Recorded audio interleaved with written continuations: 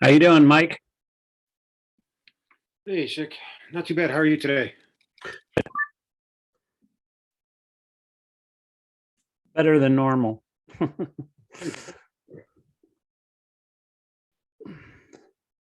So, how's it been going for you? How's school? It's all right. The mask mandates are going to be lifted probably beginning next week. So, Is that correct? Wow, I didn't know that. I wonder if they're going to do that for. I know they're doing that all across the country, but I'm wondering if the Kirtan Center will do that.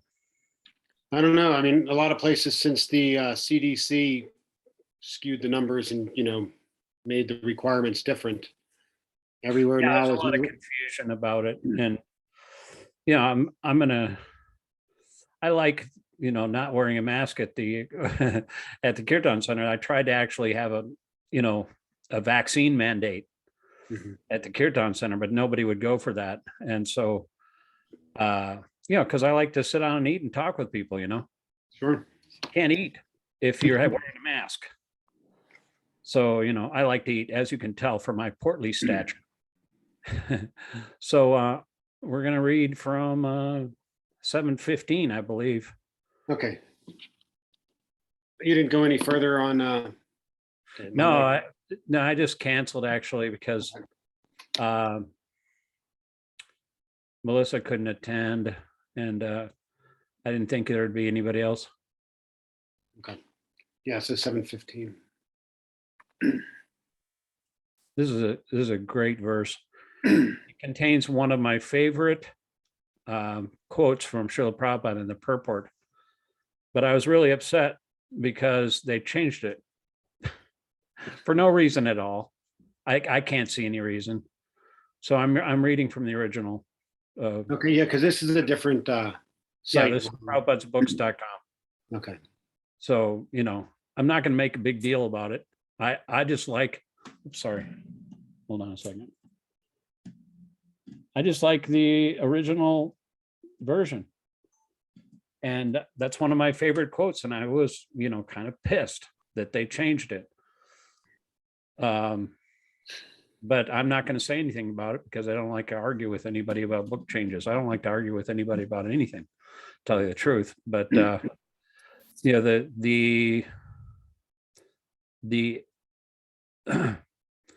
the quote was in this paragraph here. Similarly, the foolish worker will untiringly continue to hear of the sense-enjoyable tidings of the flickering mundane force that moves the material world. I love that. Mhm. And what the original was, I'll just show you. That was the original right there. And the changed version is you can see that, right? 7. I mean, the other, these the Veda base is a lot easier to move around in, but when they're there's only a few things that really kind of grind my gears, so to speak, and this is one of them. So this one says,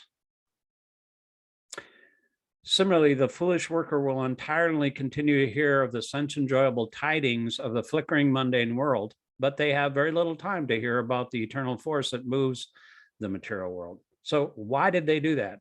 You got some reference to something that Prabhupada never referred to in the beginning, about some impersonal force. What are we in, Star Wars or something? I just don't get it. Anyway, I'm not going to continue about it, but I'll just read the verse in the first paragraph because this is kind of a long purport. Namam duskritano mudha prapadyante naradamat maya prakritigyan asuram bhavam asrita.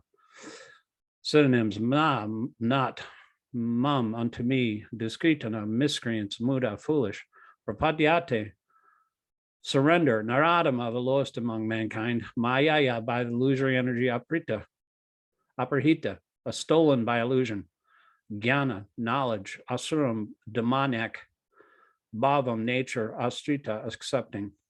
4 kinds of pious men surrender to Krishna, and 4 kinds of impious men do not.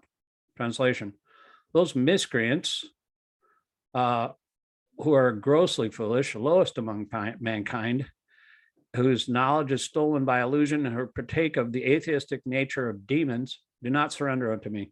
Purport: it is said in the Bhagavad-gītā that simply by surrendering oneself unto the lotus feet of the Supreme Personality, Krishna, one can surmount the stringent laws of material nature.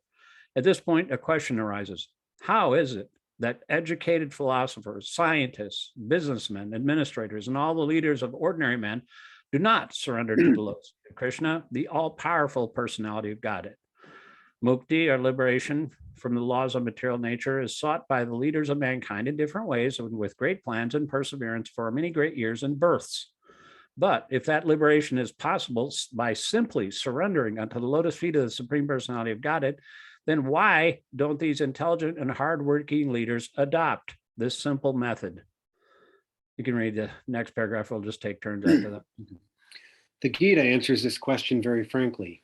Those really learned leaders of society like Brahma, Shiva, Kapila, the Kumaras, Manu, Vyasa, Devala, Sita, Janaka, Prahlad, Bali, and later on Madhavacharya, Ramuna, Acharya, Sri Chaitanya, and many others, who are faithful philosophers, politicians, educators, scientists, etc., surrender to the lotus feet of the Supreme Person, the all-powerful authority.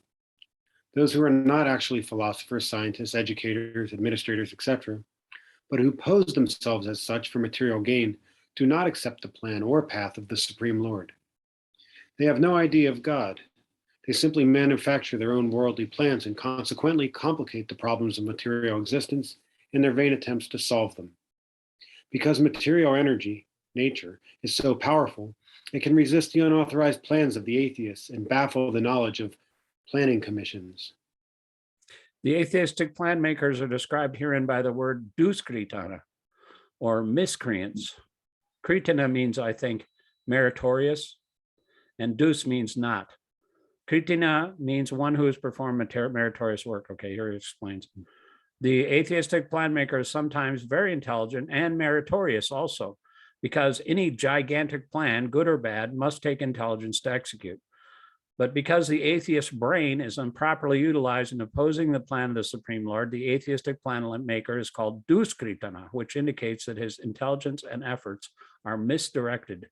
In the Gita, it is clearly mentioned that material energy works fully under the direction of the Supreme Lord. It has no independent authority. It works as the shadow moves in accordance with the movements of the object. But still, material energy is very powerful, and the atheist, due to his godless temperament, cannot know how it works, nor can he know the plan of the Supreme Lord. Under illusion and the modes of passion and ignorance, all his plans are baffled, as in the case of Hiranyakasipu and Ravan, whose plans were smashed to dust, although they were both materially learned as scientists, philosophers, administrators, and educators. These Duskritas, or miscreants, are of 4 different patterns, as outlined below. Now, let me ask you a question. On your screen there, are you seeing me in the box in the upper right-hand corner? The upper right-hand corner, am I seeing what? A box with me in it, my video feed.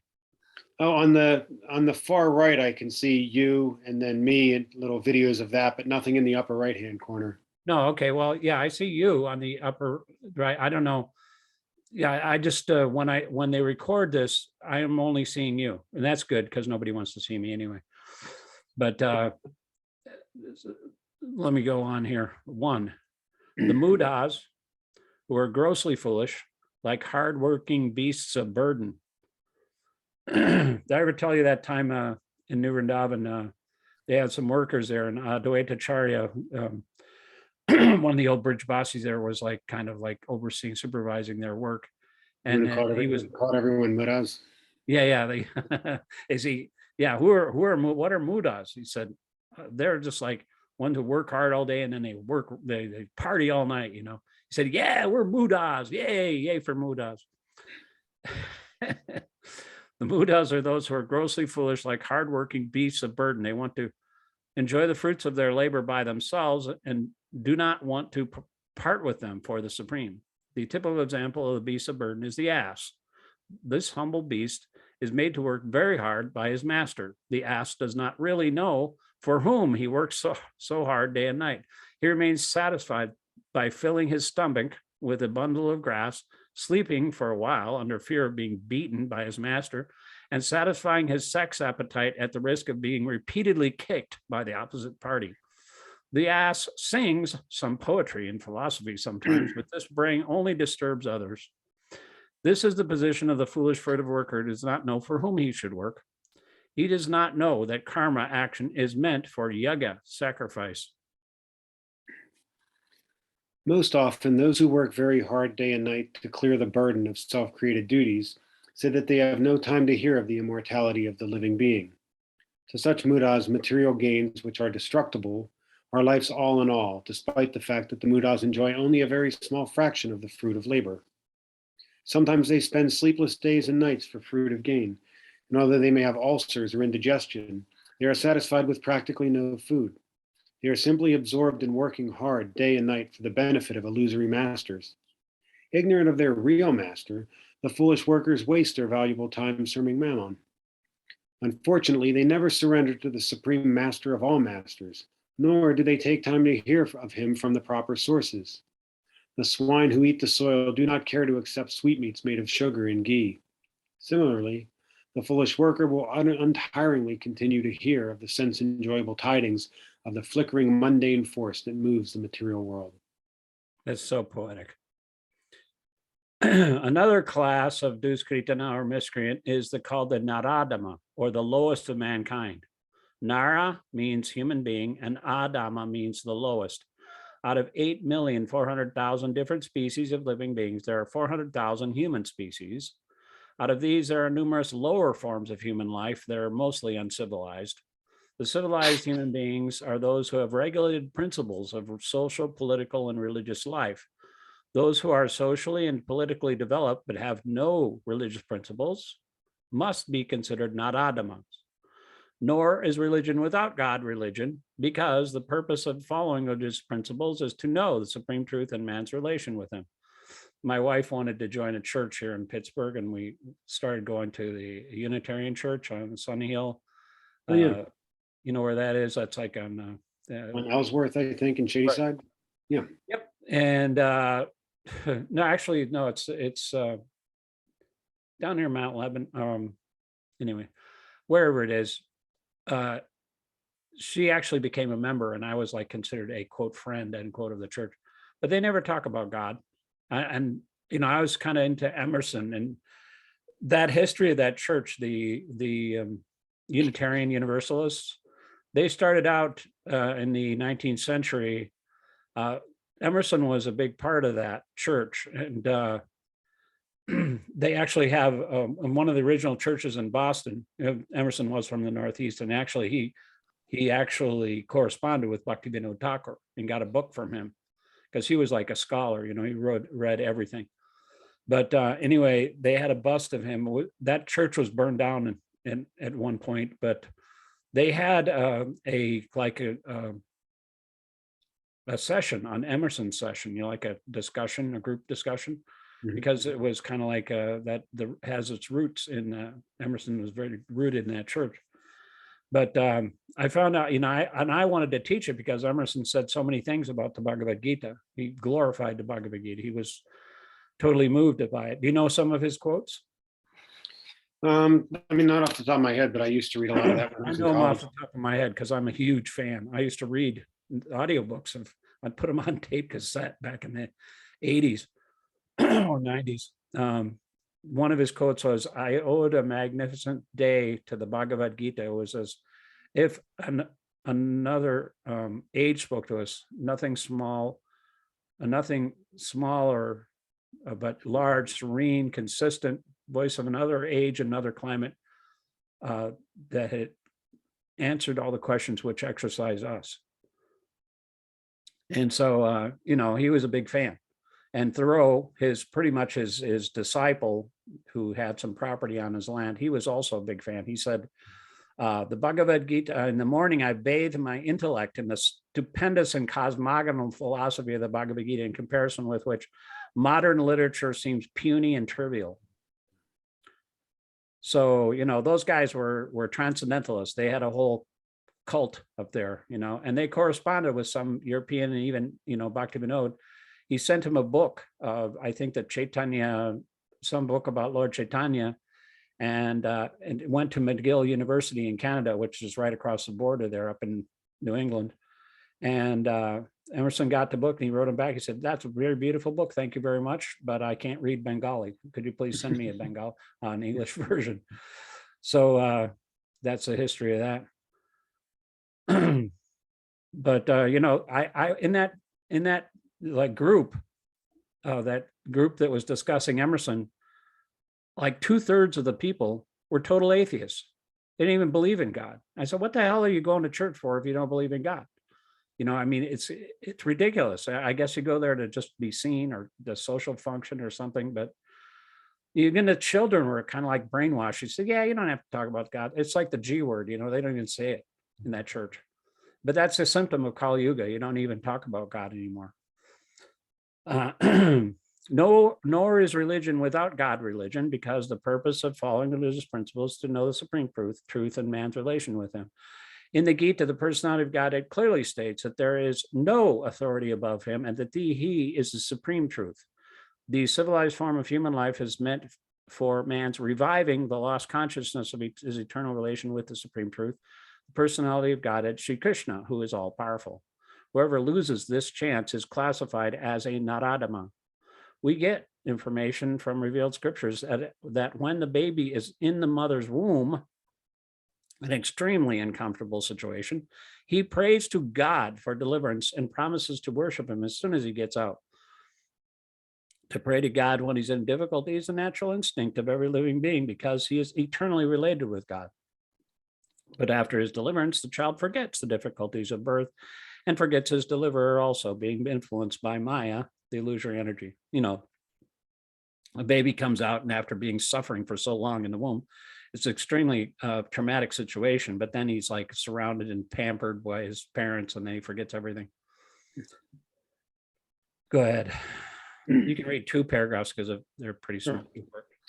It is the duty of the guardians of children to revive the divine consciousness dormant in them. The 10 processes of reformatory ceremonies, as enjoined in the Manu Smriti, which is the guide to religious principles, are meant for reviving God consciousness in the system of Varnashram. However, no process is strictly followed now in any part of the world, and therefore 99.9% of the population is Naradama. When the whole population becomes Naradama, naturally all their so-called education is made null and void by the all-powerful energy of physical nature. According to the standard of the Gita, the learned man is he who sees on equal terms the learned Brahmin, the dog, the cow, the elephant, and the dog-eater. That is the vision of a true devotee. Sri Nityananda Prabhu, who is the incarnation of Godhead as divine master, delivered the typical Naradamas to the brothers Jagai and Madhai and showed how the mercy of a real devotee is bestowed upon the lowest of mankind. So the Naradama, who is condemned by the personality of Godhead, can again revive his spiritual consciousness only by the mercy of a devotee.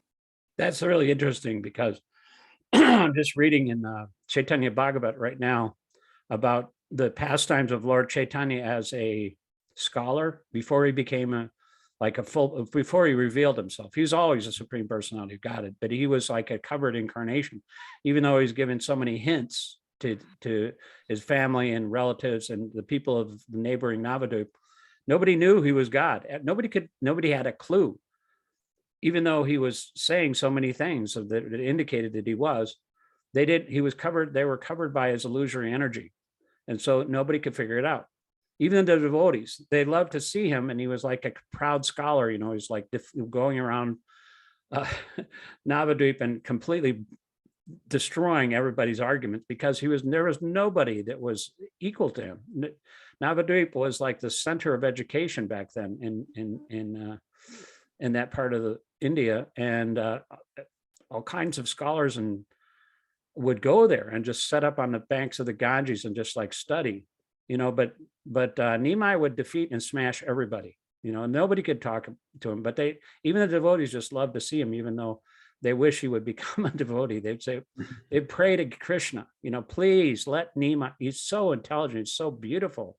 he was so, you know, the scholars compared him to Brihaspati, you know, the spiritual master of the demigods. And he was only like 16 years old, but still he could smash anybody on anywhere from any place in India. In fact, he challenged one Digvijay Pandit, you know, like Digvijay means the conqueror of everyone, you know, and you know, Lord Chaitanya just like, you know, he asked him, okay, so recite some verses about the Ganges. And so this guy just started like a flood of beautiful verses glorifying the Ganges. And so Lord Chaitanya memorized every single line. And then he started to pick apart all of the mistakes. You know, he was a student of grammar, but he said, okay, you know, you said in this such a verse, he recited the verse and he said, you said Bhavana Bharati. Oh, that means the wife of the husband of Shiva. Or well, no, yeah, something like that. Bhavana Bharati means the Bharati. In other words, it's redundant. You know, the wife of Shiva, who is the husband. If you say it twice, it becomes redundant. So the Digvijay Pandit was blown away, and he was totally defeated by, you know, he said, how did you remember all that, you know? But anyway, he was pretty formidable. But the devotees were praying. The point of this whole story is the devotees were praying that Nimai would become a devotee because somebody as beautiful and intelligent as him. It's like, you know, if you're just using this for mundane knowledge, it's not going to end up with anything. But if you take that, all of that talent and put God in front of it, it becomes like one with a million zeros after it. It automatically becomes very, very valuable. And so they were praying to Krishna like that. And Lord Chaitanya, Nimai, he would always just be very, very respectful. You know, he says, by your mercy, I'll become a devotee. You know, he would always pay obeisances to these devotees, even though he didn't reveal himself. But he was just showing it. Bhaktisiddhanta says, you know, he was showing that you only get mercy from devotees. If the devotees want you to become a devotee of Krishna, and Krishna will empower you to somehow or other for them to come to him. And that's the story of like it says here, the Jagai and Madhai, you were talking about, the lowest of mankind, Naradama. There was nobody more sinful than Jagai and Madhai, you know. I mean, they said, you know, Yamaraj and his assistants, they're like describing all the sins that Jagai and Madhai, they had so many sins that they couldn't even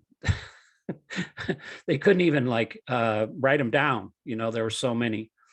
But anyway, they Lord Nityananda, you know, Lord Chaitanya, when he found out that Jagai or Madhai, I can't remember which one, threw a stone at Nityananda and his head started bleeding, Lord Chaitanya came there and he was ready to kill them. He was invoking his Sudarshan disc. He was going to cut their head off.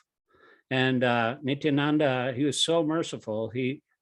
This is the mercy of Lord Nityananda is that he is even more merciful than Lord Gauranga, even though he was his servant, even though he's his incarnation. You know, he said, look, Lord Chaitanya, please be merciful to these two sinful rascals.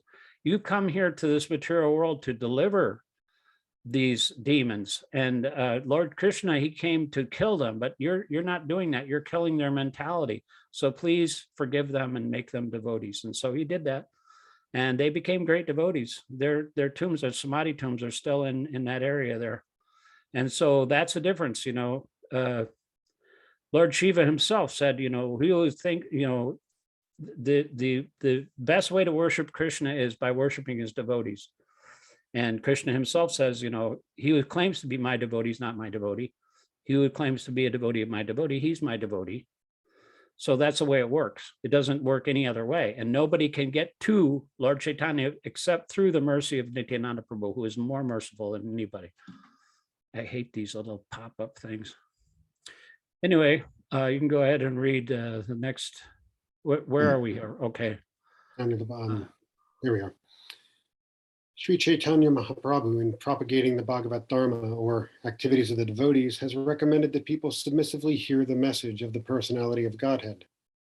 The essence of this message is Bhagavad-gītā. The lowest among human beings can be delivered by this submissive hearing process only, but unfortunately, they even deny giving an oral reception to these messages and want to speak of surrendering to the will of the Supreme Lord. Naradamas, or the lowest of mankind, willfully neglect the prime duty of the human being. I'll take the next one here. 3, the next class of Diskritana is called Maya Prakriti Gyan. Those persons whose erudite knowledge has been nullified by the influence of illusory material energy. They are mostly very learned fellows, great philosophers, poets, literati, scientists, etc.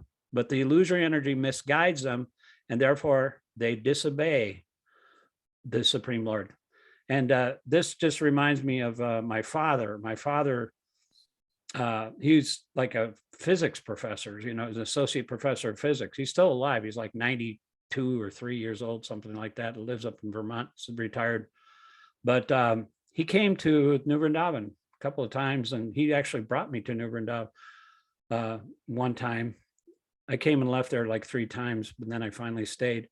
But he was talking with my spiritual master, and I could tell that he was kind of envious of my guru, because he was sitting on the outskirts of the palace of gold, and all the devotees were surrounding him, and he was sitting in a chair, and everybody's sitting on the floor there, on the gravel there, and around the palace, one of the walkways around the palace, and he had a silver plate, and they were serving him prasad, and he was eating.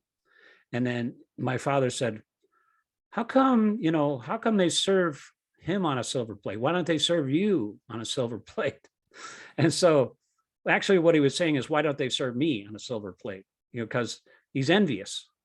It's obvious, And so, he immediately, as soon as he started talking with Kirtanananda, he got in an argument with him. He's a big scientist. He thinks he knows so much. And, he's a nice guy from the outside, he's a liberal. He was like a pacifist. He was, when I was a teenager, he would take me to like anti-war rallies and things like that, candlelight marches during the Vietnam War. But he was, he got in an argument with Bhaktipad, Kirtananda, and they started talking about the absolute truth.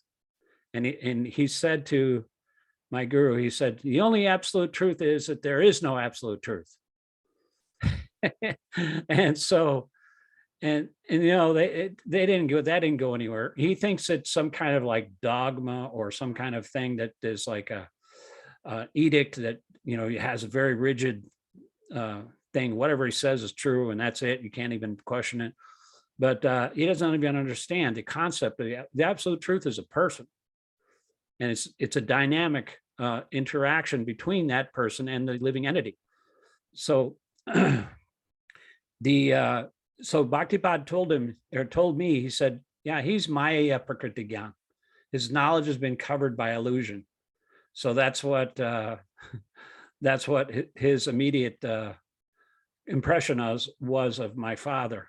And to this day, my father is the greatest. He's the most stubborn atheist I've ever met in my life, and I don't argue with him anymore. I'll send him something every once in a while, but I will not argue with him, because actually I decided a long time ago, like 30 years ago, I sent him this t-shirt. He was a teacher, he's a college professor. And so I sent him a black t-shirt with a handwriting like a chalk on a chalkboard. It said, I will not argue. I will not argue. I will not argue. And he loved that shirt. He wore it until it wore out. But, it's not good. You can't argue with people, because especially if they're envious like that, they're like snakes. Even if you're well-intentioned, if you feed a snake milk and bananas, it will simply increase their poison and anger. You give good knowledge to somebody, they'll turn around and bite you. They'll just become more angry. That's just the nature of envious people. And it's very unfortunate, but what are you going to do? You have to really be empowered and be humble to actually talk to people and convince them like that. But you can go ahead and read the next paragraph. There are a great number of Maya Are there a great number of you can Yeah. read that one. There are a great number of Mayaya Prahrita Jnanas at the Verses present are- moment, even among the scholars of the Gita. In the Gita, plain and simple language, it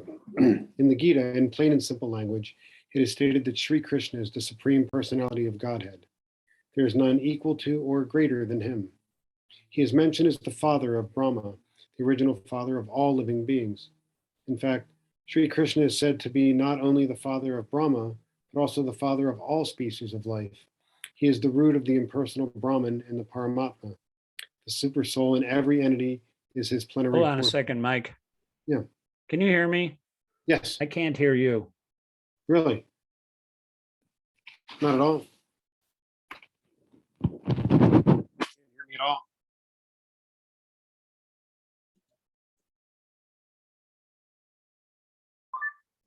Okay, can you hear me now? Yeah. Can you hear me? I guess you can't hear me. It failed to detect my speaker. Okay. So what are we going to do here? I don't know why this is acting up. Okay, say something, Mike. Sure. Okay, I'm just going to use my computer speaker because this is not working. My Bose speaker is not working. So we'll just continue with this. Okay. What did you get up to? I was where it is. He is the fountainhead. The same paragraph. He is the Okay, why don't fountainhead you of read every- that again? I don't know if it recorded. It's okay to Start read from the things beginning? again because it's transcendental. There are a great number of Mayaya Prahrita Jnanas at the present moment, even amongst the scholars of the Gita. In the Gita, in plain and simple language, it is stated that Sri Krishna is the Supreme Personality of Godhead. There is none equal to or greater than him. He is mentioned as the father of Brahma, the original father of all human beings. In fact, Sri Krishna is said to be not only the father of Brahma, but also the father of all species of life.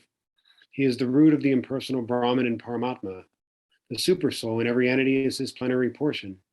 He is the fountainhead of everything, and everyone is advised to surrender unto his lotus feet. Despite all these clear statements, the Mayaya Prahrita Jnana deride the personality of the Supreme Lord and consider him merely another human being. They do not know that the blessed form of human life is designed after the eternal and transcendental feature of the Supreme Lord. Go ahead and read the next paragraph and then I'll take a number 4. All the unauthorized interpretations of the Gita by the class of Maya Prahrita Jnana outside the purview of the Parampara system are so many stumbling blocks in the path of spiritual understanding. The deluded interpreters do not surrender unto the lotus feet of Sri Krishna, nor do they teach others to follow this principle.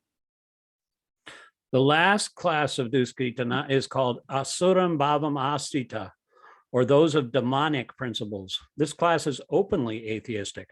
Some of them argue that the Supreme Lord can never descend upon this material world, but they're unable to give any tangible reasons as to why not. There are others who make him subordinate to the impersonal feature, although the opposite is declared in the Gita. Envious of the Supreme Personality of Godhead, the atheist will present a number of illicit incarnations manufactured in the factory of his brain. Such persons whose very principle of life is to decry the personality of Godhead cannot surrender to the lotus feet of Krishna. Suyumunacharya Albandru of South India said, quote, "Oh, my Lord, you are unknowable to persons involved with atheistic principles, despite your uncommon qualities, features, and activities, and despite your personality being confirmed by all the revealed scriptures in the quality of goodness, and despite your being acknowledged by the famous authorities renowned for their depth of knowledge in the transcendental science and situated in the godly qualities," end quote. Therefore, number 1, grossly foolish persons; 2, the lowest of mankind; 3, the deluded speculators; and 4, the professed atheists, as mentioned above, never surrender unto the lotus feet of the personality of God in spite of all scriptural and authoritative advice. And I thought it was really it kind of reminds me of something here. It says, you know, such persons whose very principle of life is to decry the personality of Godhead. That's what they do. That's the whole goal of their life. So I just it's very strange Like, why would you spend your whole life trying to decry something that doesn't exist? It's not logical, right? I mean, why would you do that? This is, for example, I'll show you something that, have you ever heard of the Onion magazine? Oh, yeah, yeah. I've got this, this book from Onion. It's called known facts. Like, it's kind of like a dictionary, an encyclopedia, according to the Onion.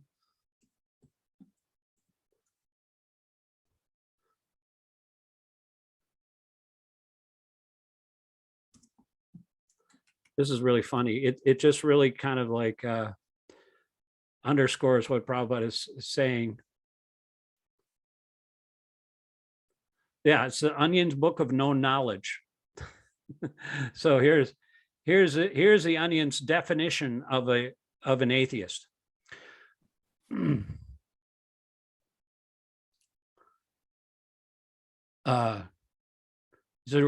The atheist means a rejection of a belief in the existence of God, in which one deeply devotes oneself to the nearly nonstop studying, writing, thinking, and talking about God.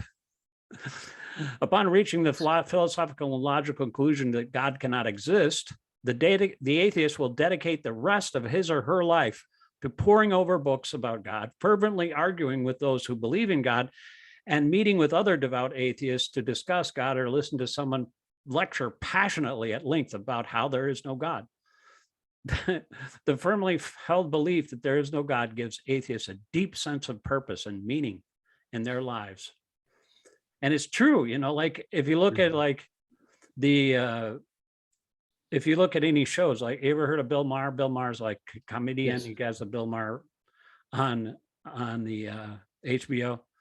He's like he's like atheist AF, and he loves to talk with people like Christopher Hitchens and all these guys come on their show, and they love to talk about atheism and making fun of all the religious people. And he also likes to smoke pot. So he thinks he's cool because of two reasons. Number one, he smokes pot. And number three, he's an atheist. And so, I used to listen to him all the time because he's funny. But actually, Bill Maher is like, he might be very smart. He might be very intelligent and very funny. But spiritually, he's as dumb as a bag of hammers. Mm-hmm. So we're going to have to stop here. We got one, but that was a long verse, It's 6:40 already. So we'll continue with the 16th verse next time on Friday. Okay. So thanks very much. Thank you. Hare Krishna. Hare Krishna.